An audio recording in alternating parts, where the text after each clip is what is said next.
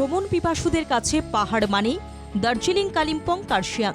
পর্যটকেরা এখন বেশি ভালোবাসে নিত্য নতুন জায়গা এক্সপ্লোর করতে।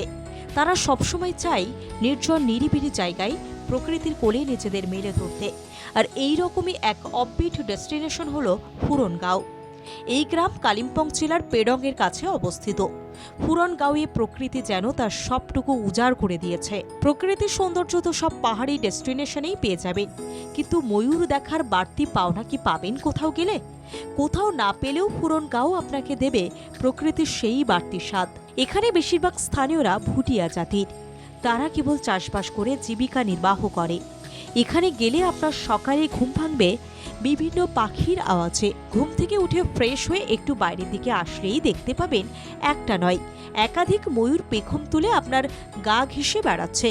যত খুশি মন চাইবে ময়ূরদের সাথে ছবি তুলতে পারবেন। প্রকৃতি প্রেমীদের জন্য হুরনগাঁও একটি সেরা অফবিট ডেস্টিনেশন। পাহাড়ের ঢালে ধান ভুট্টা খেতে সকাল সকাল চলে আসে ময়ূরের দল।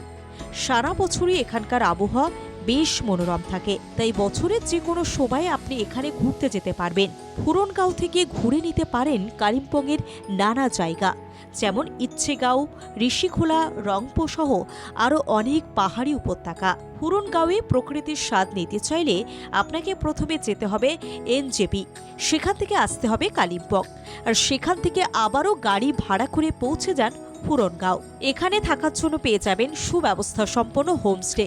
তাই আর দেরি না করে এই শীতের মরশুমে মিঠে রোদ মেখে বেরিয়ে পড়ুন হুরনগাঁও ভ্রমণে।